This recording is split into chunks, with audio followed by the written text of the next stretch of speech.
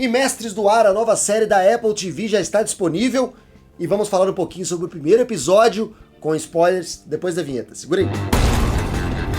Olá, sociedade de consumo pop, estamos de volta, esse é mais uma coisa no canal 4 Coisas, eu sou o Pablo Peixoto, o youtuber que mais trabalha no Brasil. Muito obrigado por clicar nesse vídeo, bora falar de Mestres do Ar, que é uma série que carrega um legado, que carrega uma responsabilidade muito grande, porque é dos mesmos produtores de Band of Brothers e de The Pacific, que são duas séries altamente premiadas, também desenvolvidas pelo Spielberg, pelo Tom Hanks, e que vem de projetos anteriores, como o Saving Private Ryan, né, o Resgate do Soldado Ryan, que gerou essas duas séries incríveis pela HBO. Hiper premiadas, maravilhosas, e se você não viu Band of Brothers e Pacific, vai ver agora, se você se interessa por esse tema, claro. Se você está aqui nesse vídeo, eu acho que você se interessa por esse tema, que é a Segunda Guerra.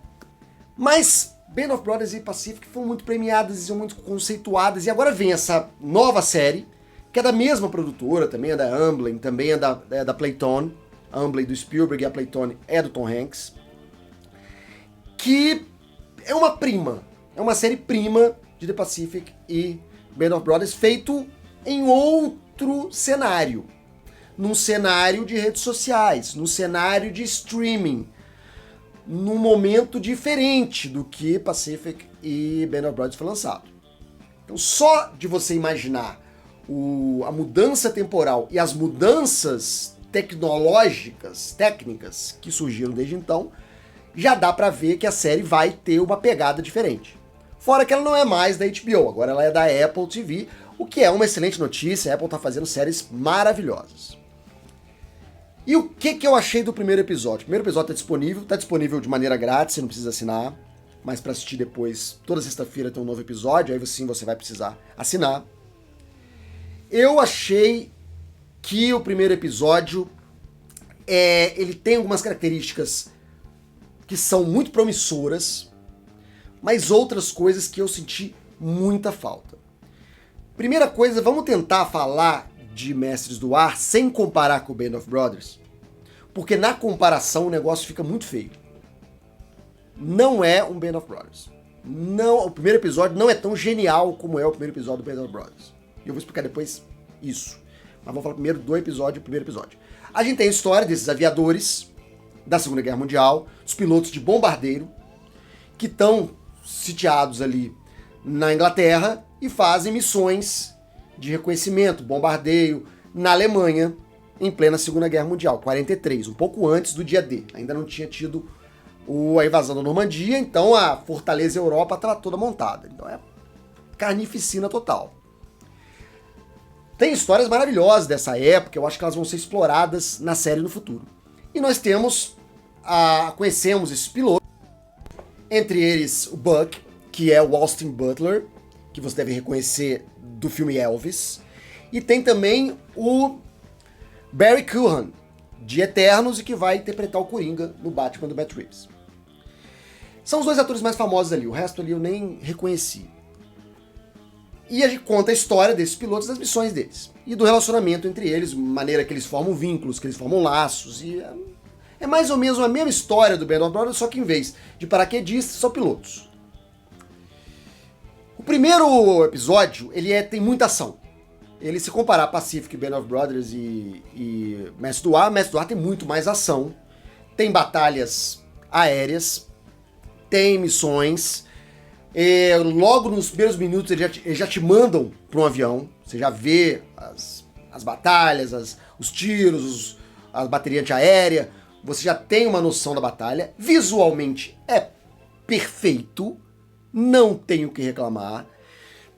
Reconstituição de época, cenário, figurino, efeitos especiais, os aviões. Para quem curte aviação de guerra, então, deve ser uma experiência maravilhosa, porque você vê os equipamentos, vê o funcionamento, vê como é complicado gerenciar aquela fortaleza dos céus, como são chamados os B-17. E você tem uma imersão completa dentro de um bombardeiro de guerra. Esse é um ponto positivo. Visualmente, um apuro, uma delicadeza, uma sensibilidade com todos os elementos de cena que são louváveis e não esperaria menos de uma Amblin, de uma Playtone. Agora, personagens.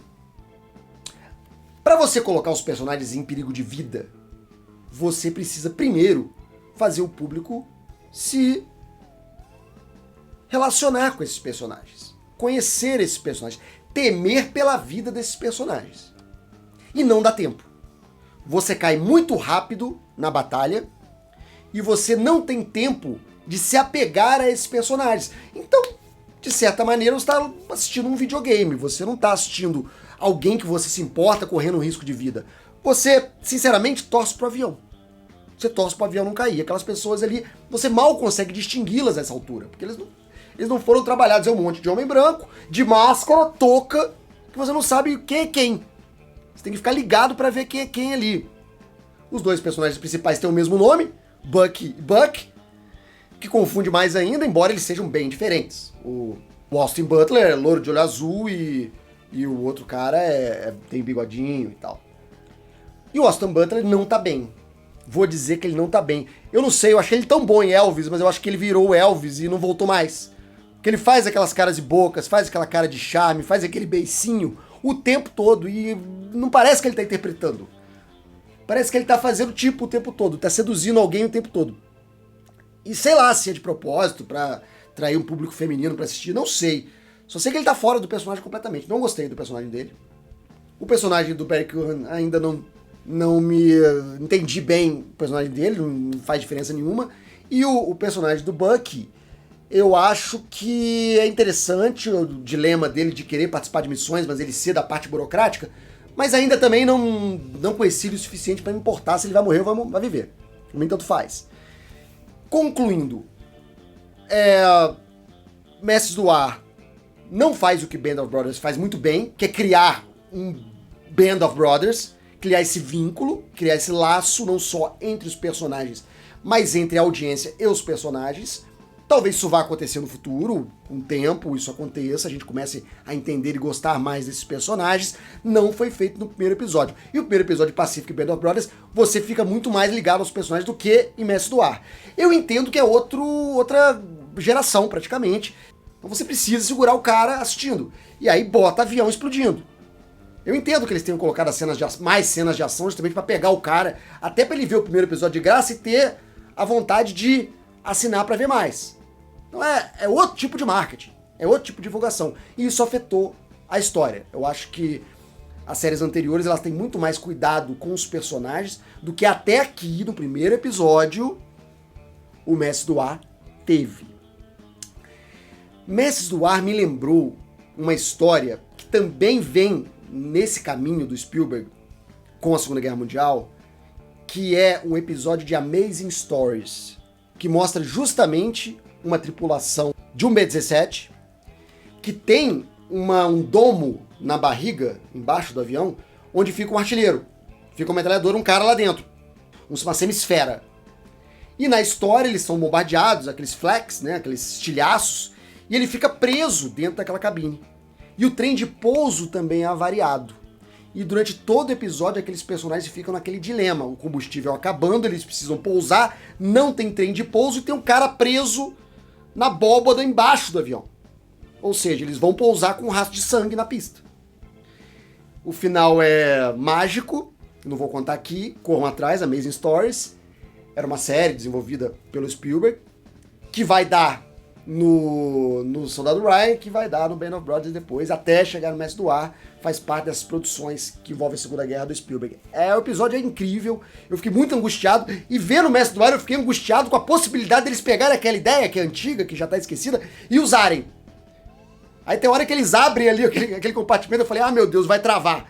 E não travou, aí eu fiquei aliviado, mas eu não sei se eles vão fazer jogar esse mesmo dilema pro Mestre do Ar. Seria bem forte, mas não sei se seria repetitivo, se eles vão ter...